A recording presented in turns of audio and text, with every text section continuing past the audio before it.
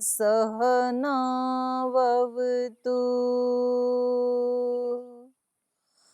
सहनौ भुनक्तु सह वीर्यं करवावहै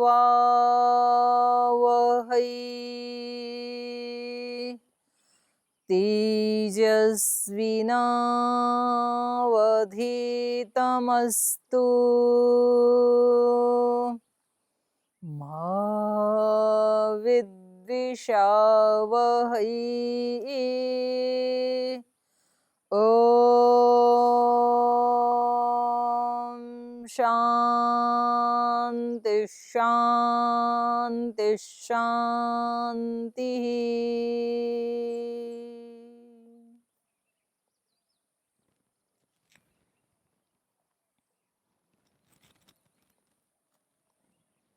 आज की जो रामायण की कक्षा है इसमें 5वां अध्याय चल रहा था महात्म्य का, और आज की कक्षा में एक विशेष बात ये है कि हम यहाँ हिमालय में भी जो अपना मुल्या गांव देव प्रयाग पतंजलि गुरुकुलम है, उस गुरुकुलम से भी हम लगभग 10-15 किलोमीटर ऊपर चढ़ के पहाड़ के ऊपर और फिर पहाड़ से नीचे उतर करके इस तलहटी में यहाँ बैठे हुए। एकदम ये अरण्य स्थान है, चारों तरफ ही पहाड़ है यहाँ पर, और छोटी सी ये बीच में जगह है। यहाँ कुछ यहाँ के जो आसपास जिनका गांव है, ये पहाड़ के लोग खेत में काम कर रहे हैं, और यहाँ एक छोटा सा पक्षी भी बोलता है तो उसकी आवाज भी माइक जैसे लगती है, इतनी शांति है यहाँ पर। और छोटे छोटे पक्षी यहाँ पर चहक रहे हैं, और एक पहाड़ के गांव के किसान का कैसा जीवन होता है ये आज बहुत नजदीक से देखने को मिला। कितनी मेहनत कर रहे हैं, इनके छोटे छोटे खेत होते हैं, तो यहाँ कोई ट्रैक्टर या हल भी आ नहीं सकता है, तो ये अपने हाथ से कुदाली से ही उसको खोद करके इसको उर्वरा बनाते हैं। यहाँ से पत्थर को चुनते हैं पहले, और अब इस मिट्टी में ये धान डाल के उसको सिंचाई करेंगे, और जब उसका थोड़ा बड़ा वो पौधे निकल के आएंगे फिर उसकी रुपाई करेंगे। ये ऐसे बता रहे हैं, ऐसे इन्होंने बताया। तो बड़ा प्यारा स्थान है ये, आप टीवी के माध्यम से देख पाएंगे। चारों तरफ ऊंचे ऊंचे पहाड़ और एकदम ग्रीन पहाड़ हैं, और चीड़ के पेड़ यहाँ पर ऊपर तक लगे हुए हैं, और जहाँ हम बैठे हैं ये भी बड़ी प्यारी छाया है। बिल्कुल पॉल्यूशन फ्री स्थान है ये। यहाँ कोई कोरोना का इफेक्ट नहीं है, कोई यहाँ पॉल्यूशन का इफेक्ट नहीं है। एकदम शुद्ध एक झरना बह रहा है पहाड़ के नीचे से पानी आता हुआ, इतना क्रिस्टल क्लियर पानी है, बहुत सफेद पानी है, जैसे ओले को पिघलाया गया हो। और हवा अपने आप में ही एक टॉनिक का काम कर रही है यहाँ पे। तो ऐसे पवित्र स्थान में मतलब बड़ा सौभाग्य है, और ऐसे लग रहा है कि महर्षि वाल्मीकि जी ने जो रामायण लिखी होगी ऐसे ही अरण्य में बैठ करके लिखी होगी, तो बिल्कुल उसकी अनुभूति हो रही है अरण्य की। तो चलिए आगे पाठ को बढ़ाते हैं। हमने गत कक्षा में ये चर्चा की थी कि जो रामायण की कथा को सुन लेता है वो अति दीप्तो अति भक्तितः, अत्यंत भक्ति पूर्वक जो इस कथा को सुन लेता है तो वो बहुत दीप्त हो जाता है। दीप्त मतलब प्रकाश युक्त हो जाता है, और ऐसा ही वर्णन गीता में भी आया है कि जब सात्विक वृत्ति बढ़ती है तो उसकी सारी जो इंद्रियां हैं वो प्रकाश युक्त हो जाती हैं। ऐसा ही यहाँ पर भी आया है। जैसे ही व्यक्ति भक्ति भाव से श्रद्धा से युक्त होकर के बैठता है ना, तो वो जो दिव्यता है वो हमारे चारों तरफ 24 घंटे है, 365 दिन है। लेकिन जब हम उसकी अनुभूति कर पाते हैं ध्यान में या उपासना में, तो मतलब थोड़ी सी देर का जो 5 मिनट का भी जो सच्चा ध्यान है वो हमें निहाल कर देने वाला होता है। तो यहाँ कुछ गायें चरती हैं, कुछ खच्चर यहाँ से जा रहे हैं, उनकी घंटियां यहाँ मेरे को सुनाई दे रही हैं, उनके गले में जो घंटी बंधी है। तो ये कह रहे थे कि राम कथा अति दीप्तो अति भक्तितः, अत्यंत भक्ति पूर्वक जो नर उस कथा को सुनता है तो वो अति दीप्ति से युक्त हो जाता है। तो यहाँ पर जो दीप्ति है वो केवल शरीर की ही नहीं कही जा रही है। शरीर तो सबसे अंतिम जो अन्नमय कोश है वहां तक तो वो दीप्ति आते आते उसमें टाइम लगता है, मतलब सबसे ऊपर वाला कोश है वो। सबसे अंदर आनंदमय कोश में जो दीप्ति है वो फिर उससे विज्ञानमय कोश में आती है, फिर प्राणमय कोश में आती है, फिर मनोमय कोश में आती है, और लास्ट में स्थूल शरीर में अन्नमय कोश में आती है। तो अंदर जो कुछ घटित होता है, जब उस प्रकाश से हमारा परिचय होता है तो बाहर के स्थूल शरीर में भी परिवर्तन आता है। बाहर के जो कोषाणु हैं, श्रद्धेय स्वामी जी महाराज तो रोज ही बताते हैं कि जो योग युक्त हो जाता है जब आत्मा, न तस्य रोगो न जरा न मृत्यु, तो उसको रोग भी नहीं आते हैं, स्थूल शरीर में भी रोग भी नहीं आते हैं, जरा नहीं आती है। जरा को रोकने के लिए, जरा मतलब बुढ़ापा, बुढ़ापा को रोकने के लिए आजकल कितने सारे कृत्रिम उपाय किए जाते हैं, हजारों हजारों रुपए उसके ऊपर हम खर्च करते हैं। विशेष प्रकार के हम लेप लगाते हैं, कहीं ब्यूटी पार्लर में जाते हैं। आजकल जब से लॉकडाउन हुआ है लगभग 2 महीने से, तो बच्चे बोल रहे हैं कि मम्मा अब आपका असली चेहरा सामने आ गया। तो वो बाहर से भी असली चेहरा सामने आ गया और अंदर से भी असली चेहरा सबका सामने आ गया। उससे पहले सब कुछ ना कुछ आर्टिफिशियल करके रखते थे, अब जा तो सकते नहीं है, और घर में भी अब इतनी सुख शांति नहीं है। तो पहले बच्चे पति जब चले जाते थे घर से तो कुछ अपने घर में ही कुछ लगा लेते थे, कुछ मतलब जो रसोई में उपलब्ध है, अभी वो भी चांस है नहीं। तो जो संतों का, योगियों का, ऋषियों का जो एक लावण्य कहते हैं, जिसको योग दर्शन में रूप लावण्य कहा है, वो अंदर की वो दीप्ति है, उसको कोई मिटा नहीं सकता है। मतलब वो ऐसे ही चमकता है अंधेरे में भी, जैसे सूर्य को कोई, सूर्य के प्रकाश को कोई बादल रोक नहीं सकता है, उसकी आभा को कोई रोक नहीं सकता है।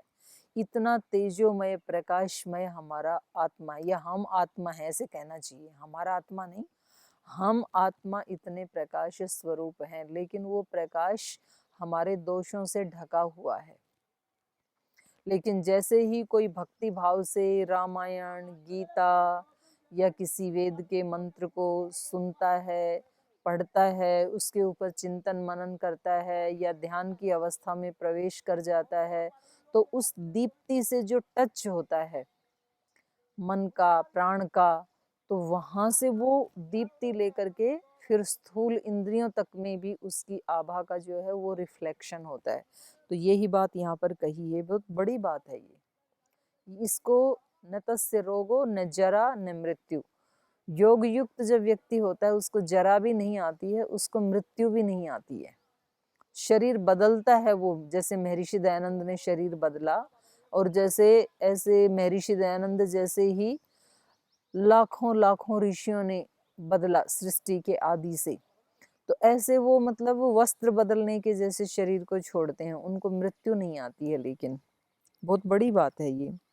श्रुत्वा नर राम कथाम अति दीप्तो अति भक्तितः ब्रह्मण पदम आसाद्य, उस ब्रह्म के पद को, तो ब्रह्म का अर्थ यहाँ पर ईश्वर भी है, ब्रह्म का अर्थ यहाँ पर विराटता भी है, ज्ञान भी है। उस ज्ञान के पद को प्राप्त करके, उस ब्रह्म के साथ साक्षात्कार करके, उसमें अपने आप को लवलीन करके, ब्रह्मण पदम आसाद्य, उस ब्रह्म पद को प्राप्त करके, तत्रैव परिमोदते, वहीं पर ही वो प्रसन्न हो जाता है। मुद हर्षे, परिमोदते मतलब सब तरफ से हर्षित हो जाता है, मतलब कहीं देखने से भी किसी अवस्था में कहीं तनाव का, कष्ट का, पीड़ा का लेश मात्र भी उस व्यक्ति में नहीं रह जाता है। कैसी भी परिस्थितियां आए जीवन में, चारों तरफ कैसी भी परिस्थिति हो, वो व्यक्ति चारों तरफ से हर्षित हो जाता है, शारीरिक रूप से, मानसिक रूप से, भावनात्मक रूप से, आत्मिक रूप से। तो एक मतलब कल्पना की जा सकती है कि कितना सुंदर वो मतलब योगी का जीवन होता है। तस्मात् शृणुध्वं विप्रेन्द्र रामायण कथामृतम श्रोत्रिणाम च परम श्राव्यम। इसलिए हे विप्र श्रेष्ठो, रामायण कथा अमृतम शृणुष्व, रामायण की कथा को सुनो, कथा रूपी अमृत को आप सुनो। श्रोत्रिणाम च परम श्राव्यम पवित्राणाम अनुत्तमम। कह रहे हैं श्रोत्रिणाम, जो सुनने वाले हैं, जो श्रोता हैं, उनमें परम श्राव्यम, सुनाने योग्य कोई काव्य है तो वो रामायण से बढ़कर के सुनाने योग्य कोई काव्य नहीं है, कोई पुस्तक नहीं है, कोई शास्त्र नहीं है। पवित्राणाम अनुत्तमम, और जो जिनको हम पवित्र कहते हैं उनमें जिससे उत्तम कोई नहीं है। पवित्र ग्रंथ हमारे, गीता हमारा पवित्र ग्रंथ है, रामायण हमारा पवित्र ग्रंथ है, वेद हमारा पवित्र मूल शास्त्र है हमारा, और जितने भी हमारे पवित्र शास्त्र हैं उन सब में रामायण अनुत्तमम, इससे उत्तम पवित्र कोई भी नहीं, माने सर्वोत्तम, सबसे उत्तम ग्रंथ है ये। क्या और क्या होता है इससे, तो और बता रहे हैं, दुःस्वप्ननाशनं धन्यं श्रोतव्यं च प्रयत्नतः, नरोऽत्र श्रद्धया युक्तः श्लोकं श्लोकार्धमेव च पठते मुच्यते सद्यो हि उपपातककोटिभिः, सतामेव प्रयोक्तव्यं गुह्याद् गुह्यतमं तु यत्। दुःस्वप्न नाशनम, दुःस्वप्न का नाश करने वाली है ये। स्वप्न दो प्रकार के हैं, एक तो सोते हुए स्वप्न लिए जाते हैं और एक जागते हुए लिए जाते हैं। सोते हुए जो लिए जाते हैं उनमें हमारी दिन में जो मन स्थिति रही है उसका रिफ्लेक्शन होता है, और जागते हुए जब व्यक्ति अजागरूक होता है, जागते हुए भी व्यक्ति जब सोए जैसा होता है, अलर्ट नहीं होता है, प्रमाद में होता है, तो वो वही काम करता है जो उसके लिए अहितकर हैं। माने इंद्रियों के जो सुख हैं उन विषयों के बारे में सोचेगा, उन विषयों में जो बाधा डालने वाले हैं उन व्यक्तियों को दूर हटाने के लिए सोचेगा, उन विषयों को उपलब्ध करवाने में जो सहायक हैं उनके प्रति राग की भावना बना करके सोचेगा। तो ये सारे जो सपना लेता है ना व्यक्ति, इसको दुःस्वप्न कहा है।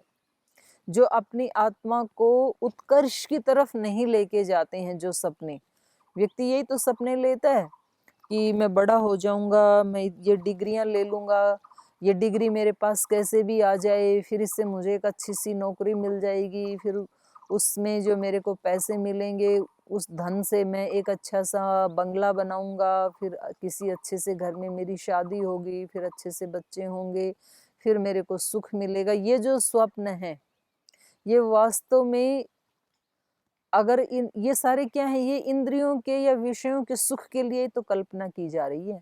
तो इंद्रियों के और विषयों के सुख के लिए जो जागते हुए जो स्वप्न देखे जाते हैं, जब उसमें कोई परमार्थ की भावना नहीं होती है, आत्मा के उत्कर्ष की भावना नहीं होती है, मैं ये नहीं कह रही हूँ कि ऐसे सपने नहीं देखने चाहिए किसी व्यक्ति को, लौकिक उन्नति नहीं करनी चाहिए, ये यहाँ पर नहीं कहा जा रहा है, लेकिन लौकिक उन्नति के साथ साथ निःश्रेयस को नहीं छोड़ना चाहिए।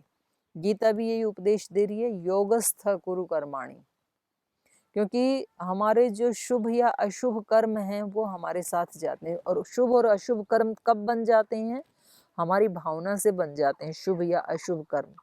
और जो योगी है वो दोनों को ही छोड़ देता है। बुद्धि युक्त जहाती है उभे सुकृत दुष्कृते, जो बुद्धि युक्त व्यक्ति होता है वो दोनों को यहीं छोड़ देता है। बुद्धि युक्त जहाती है उभे सुकृत दुष्कृत, वो निष्काम भाव से कर्म करता है। इसलिए वहां पर भी गीता में उपदेश दिया, तस्मात् योगाय युज्यस्व, अर्जुन तू योग के लिए जुट जा, योग युक्त हो जा, तू अपना ध्यान भगवान के चरणों में लगा, उसकी शरणागति में रहते हुए तू अपने कर्तव्य कर्मों का पालन कर।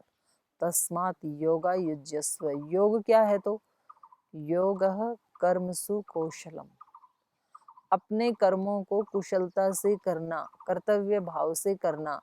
मैं यहाँ देख रही हूँ ये जो खेत में काम करने वाले किसान लोग हैं, इन्होंने कोई वेद नहीं पढ़ा है, इन्होंने कोई दर्शन नहीं पढ़े, इन्होंने कोई व्याकरण नहीं पढ़ा, कोई शास्त्र नहीं पढ़ा, लेकिन ये इतने सरल हैं, इतने संतुष्ट हैं, बस अपना कर्तव्य पालन कर रहे हैं।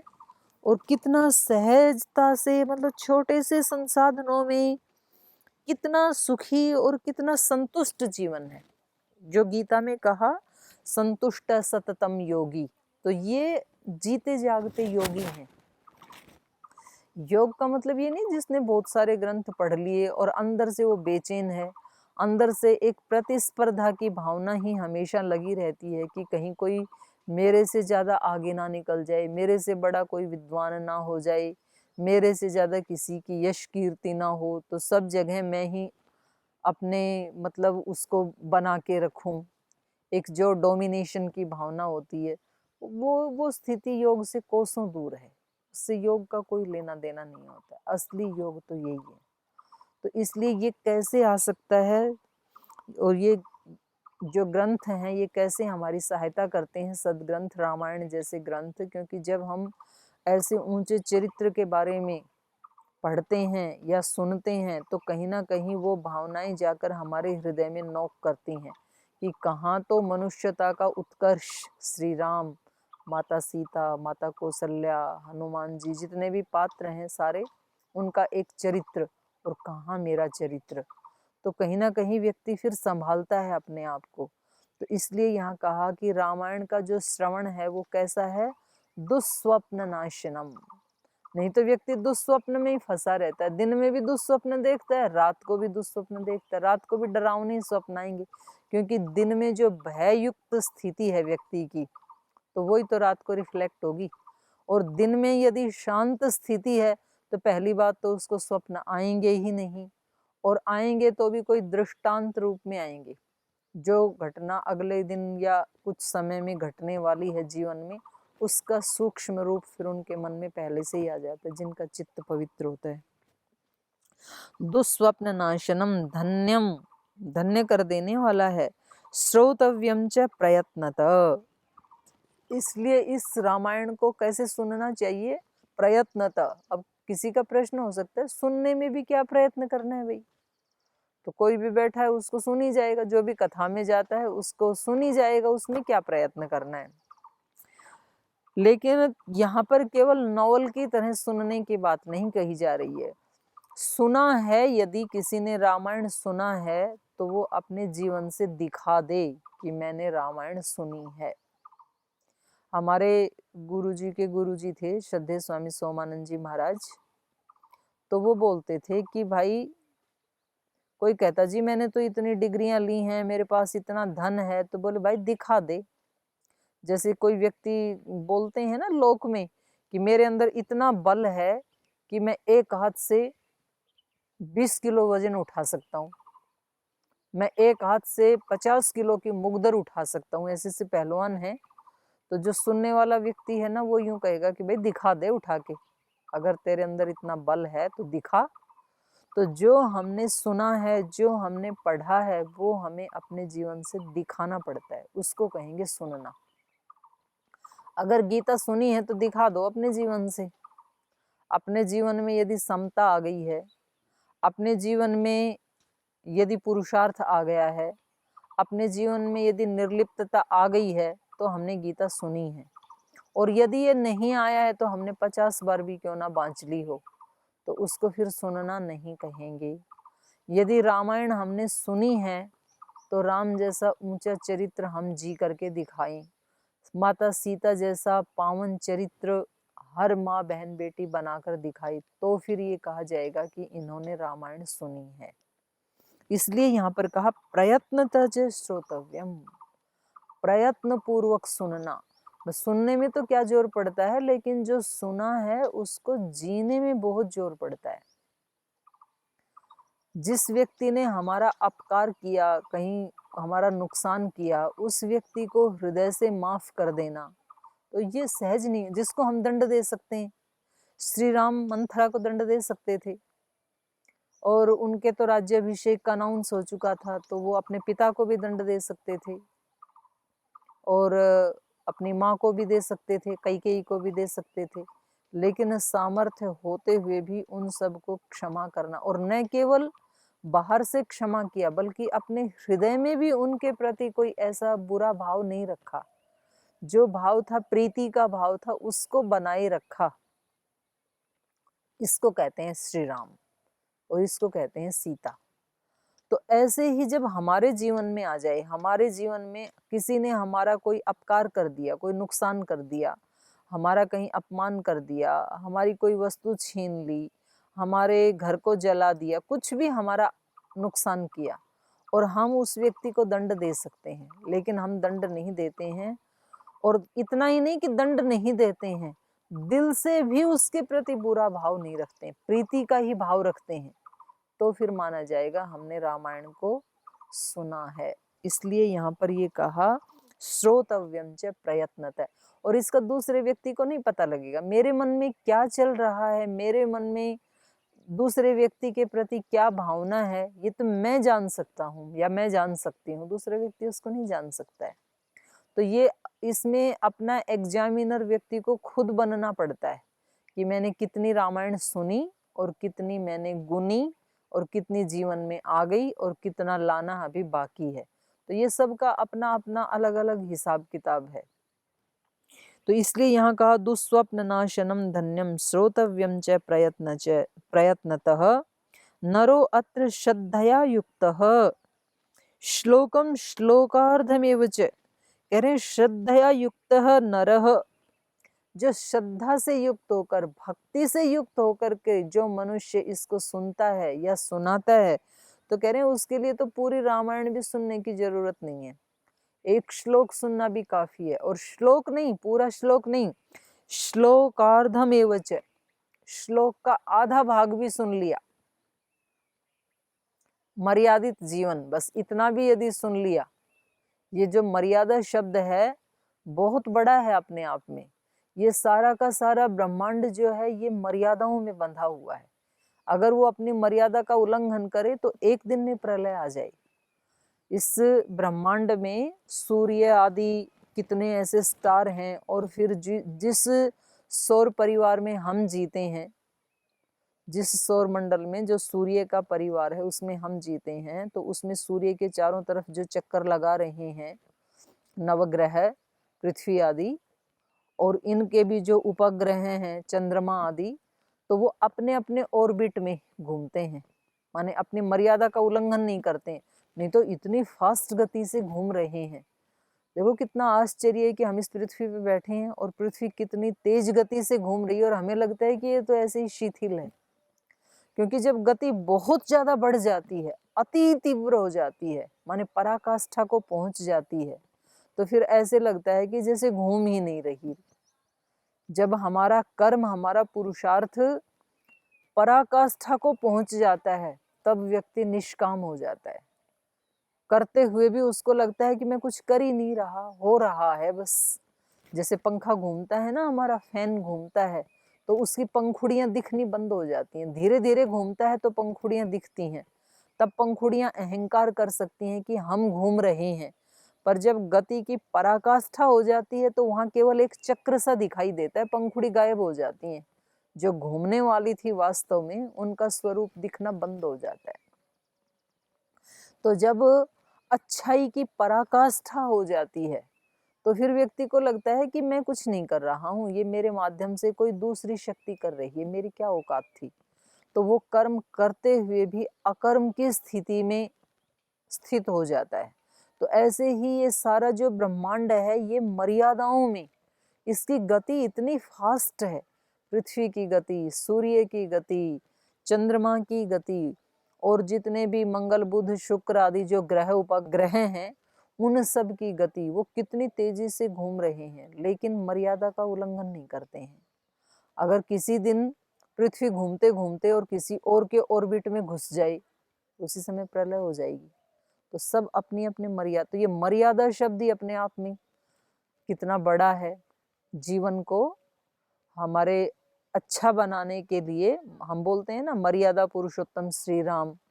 और कभी कभी हम कहते हैं चाहे वो भूलवश या अच्छाई के वश ही किया गया हो, सीता माता से केवल एक कदम उठाया गया था, लक्ष्मण रेखा जो खींची थी उसके, वो उसने किया तो अच्छाई के लिए था कि कोई साधु यदि मेरे यहाँ से निराश होके चला जाएगा तो ये गृहस्थ धर्म नहीं है, मेरे पति नहीं है, तो मैं इसको आपद धर्म मान करके इस मर्यादा का उल्लंघन कर रही हूँ। लेकिन वो कितना महंगा पड़ा।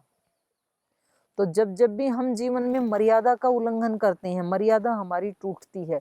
वो उन्होंने किसी इंद्रिय सुख के लिए नहीं तोड़ी थी और जानबूझ के नहीं तोड़ी थी, आपद धर्म समझ के तोड़ी थी। तो देखो फिर कितना उससे कष्ट हुआ।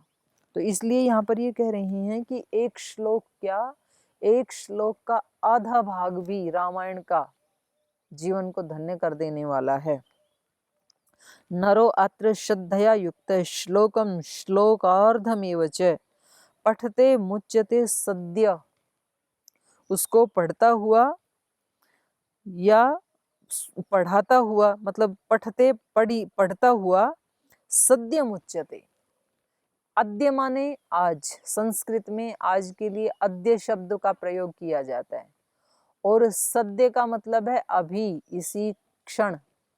तो कहा पठते मुच्यते सद्य, जब हम पढ़ रहे हैं या हम सुन रहे हैं उसी समय हम पाप से मुक्त हो सकते हैं। मुच्यते, व्यक्ति छूट जाता है। पाप को छूटने में वर्षों नहीं लगते हैं, एक क्षण ही लगता है।